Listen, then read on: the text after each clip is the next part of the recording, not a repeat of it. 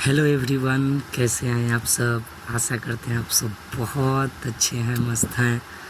साथियों, आज हम बात करने वाले हैं मुग़ल साम्राज्य की और अच्छे से समझेंगे सभी बातों को। चलिए वीडियो को शुरू करते हैं। देखिए, मुग़ल साम्राज्य की अगर बात करें तो इसमें सबसे पहले हम मुग़ल वंशीय शासक को समझेंगे। लेकिन एक बहुत ही महत्वपूर्ण बात मैं आपको बता दूं कि जब मुग़ल साम्राज्य भारत में आया ना, तो उससे पहले दिल्ली सल्तनत थी। वही दिल्ली सल्तनत जिसकी स्थापना 1206 ईस्वी में कुतुबुद्दीन ऐबक के द्वारा किया गया था। जी हाँ, जिसका सबसे अंतिम जो शासक था वो इब्राहिम लोदी बना। इब्राहिम लोदी, जिसको बाबर ने पानीपत के प्रथम युद्ध 1526 में हरा करके दिल्ली सल्तनत को समाप्त किया और मुग़ल साम्राज्य का आगमन हो गया।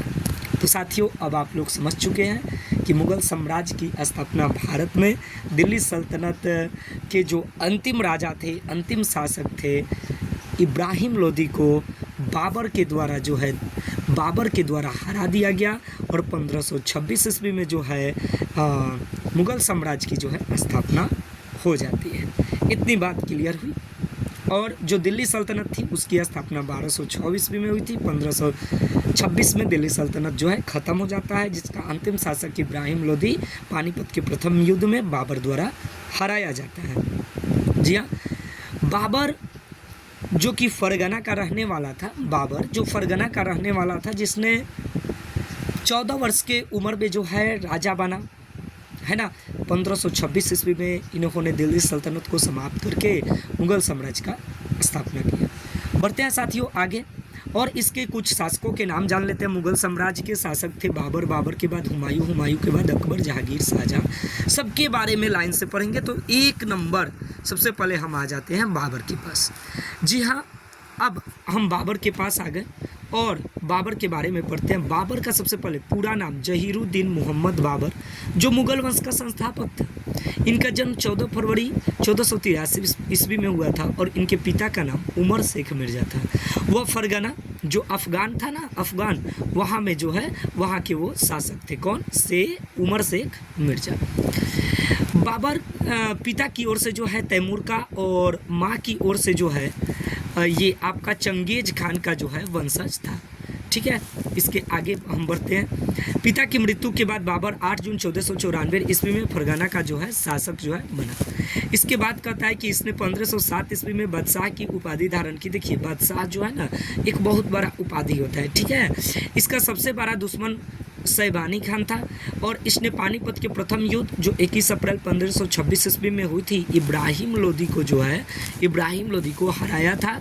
ठीक है, और इस युद्ध में उसने तुलगुमा रणनीति को भी अपनाया था। एक तुलगुना रणनीति ऐसी रणनीति होती है, देखिए, कि अगर हम किसी से वादा किए कि हम आपको ये क्षेत्र जीत कर दे देंगे और बाद में क्या करते हैं, हम उन क्षेत्र को जीत कर उस पर खुद कब्जा कर बैठते हैं और दूसरे को नहीं देते हैं। इसके बाद देखिए, बाबर ने 16 मार्च 1587 को खानवा के युद्ध में मेवाड़ के राजा राणा संगा को हराया था। वही राणा संगा जिसने बाबर से कहा था कि आप आओ और इब्राहिम लोदी को हरा दो और मुझे जीत करके वो राज जो है दे दो। लेकिन उल्टा क्या हुआ कि पहले उसने दिल्ली पे कब्जा किया और दिल्ली के बाद आगरा पे कब्जा कर लिया। उस वक्त जो है दिल्ली और आगरा जो है दोनों पे कब्जा कर लिया, दोनों काफ़ी प्रमुख था, है ना। तो राणा संगा को उसने क्या कर दिया, पराजित कर दिया। इसके बाद इसने 29 जनवरी 1528 ईस्वी को चंदेरी के युद्ध में हिंदू शासक मेदिनी राय को भी पराजित किया। ठीक है, मेदिनी राय को पराजित किया। ये चंदेरी का युद्ध है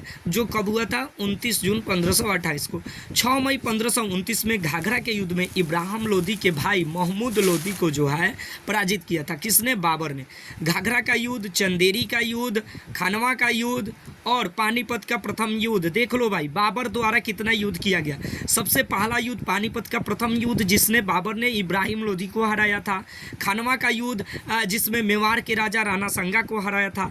चंदेरी का युद्ध जिसमें मेदिनी राय को हराया था। और घाघरा का युद्ध जिसमें इब्राहिम लोधी के जो भाई थे महमूद लोधी उसको हराया था।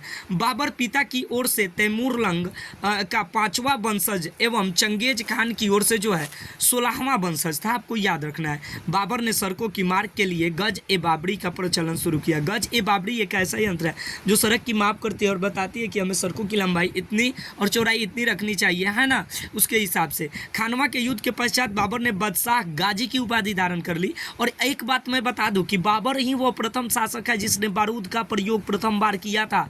आप ये याद रखना, बहुत इंपॉर्टेंट चीज़ है। ये मारा इब्राहिम लोधी के सैनिकों पूरा ख़त्म कर दिया, मारा बारूद पूरा ख़त्म कर दिया। वैसे इब्राहिम लोधी बारूद मारने से उसका सैनिक ख़त्म हुआ, जिससे हार गया, नहीं तो उसको नहीं हरा पाता। तो बाबर जो है ना पूरा तैयारी करके आया था, ठीक है, बाबर पूरा तैयारी के साथ आया था, मारा बारूद पूरा सैनिक को क्या कर दिया, ख़त्म कर दिया। अपनी उदार प्रकृति के कारण इसने कलंदर की उपाधि भी धारण की थी, आप याद रखना। और क्या कहा जाए, 48 वर्ष की उम्र में 27 दिसंबर 1530 को आगरा में बाबर की मृत्यु हो जाती है ना। और इसने अपनी आत्मकथा तुजुक ए बाबरी में लिखी है ना, जो तुर्की भाषा में रचित है। चूँकि ये तुर्की भाषा जो है बाबर जानता था, आप याद रखना। तो ये बाबर के बारे में महत्वपूर्ण जानकारी आपने समझा, है ना। वीडियो अच्छी लगी तो वीडियो को प्लीज़ आप लोग सब्सक्राइब कीजिए, सपोर्ट कीजिए। हम आगे आते हैं, बाबर के जो पुत्र थे हुमायूं, उनके शासनकाल में अगले वीडियो में आते हैं।